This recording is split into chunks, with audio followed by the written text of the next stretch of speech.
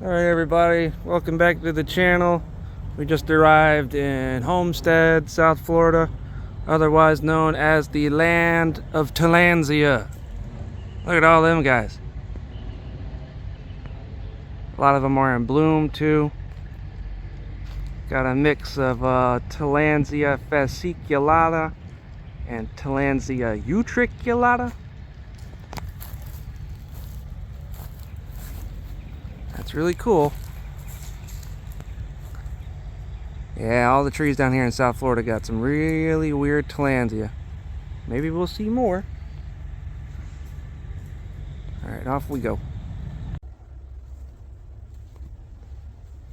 So here we're in what's called a karstic habitat.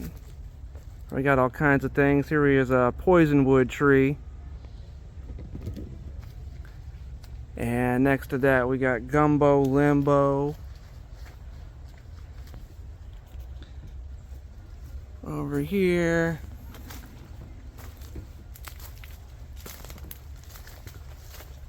we got a ficus dominating this tree. A weird little forest. Here we got some ficus art. Ficus aurea, the Stranglerfig, in all its might. And here we got a Bursera cimaruba with a giant burl cancer thing. And some names carved in it, you know. Really cool tree though, I love that bark. And the common name, gumbo limbo. I don't know who came up with that, but it's funny. Good root base too, look at that thing. I like it. Alright, standing on a long dead tree here, inspecting more ficus art. That's just too cool, man. I could stare at Stranglerfigs all day. Probably killed its host tree a long time ago. Because that's how these guys spread around. They make little figs, and then birds eat them, and then they poop it out onto another tree, and then the tree sprouts. Once these roots hit the ground, it's all over for the host tree.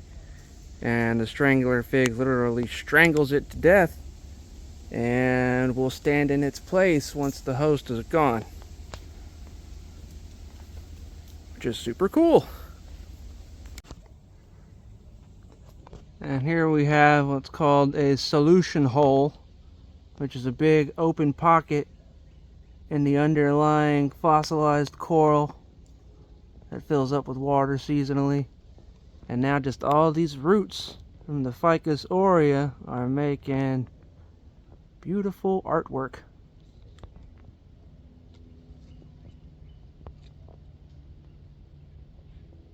Like a root bridge.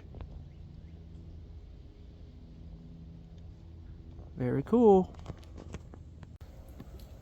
So here we have a perfect example of what the Stranglerfig does. You can see the roots and the developing trunk all around this oak tree. There's the oak. And then the ficus creeps all over it. And as it comes up the branches, it drops little roots down. And they go all the way down and turn into supports, whole different tree trunks. Like that whole bottom trunk started out as one little tiny root that came off of this tree. Amazing. Oh, it's starting to get rained on.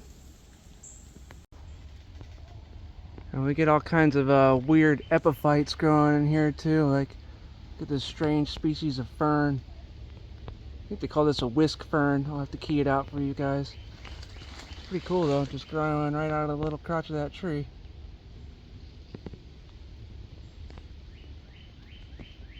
I'll get more versed on my ferns for you guys. Right on we go.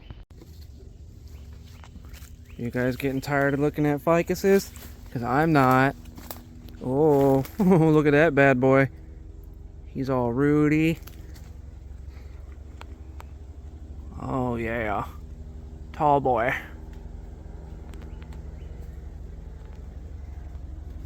Got love for the tree. Oh, whoa, messing stuff up. Oh, Jesus. The whole path all you're walking on here is all these old coral heads. And if you were to trip and fall on this, oh, it would be very bad. But this shows you that all of Florida used to be coral reef not that long ago. And in South Florida, it just decides to, you know, show itself.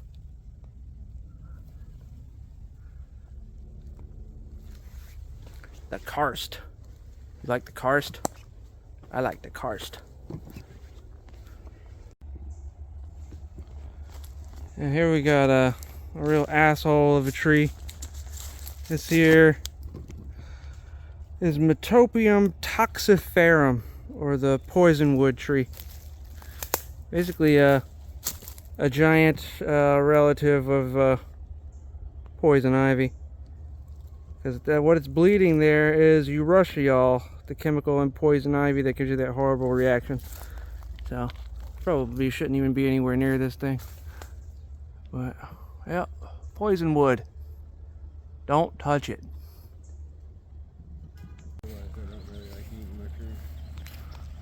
Alright, this tree has a whole host of different Tillandsia on it. The big guy right there, that's Tillandsia utriculata. And then we got Tillandsia fasciculata in bloom there. And then we got this guy, that's Tillandsia baldassiana.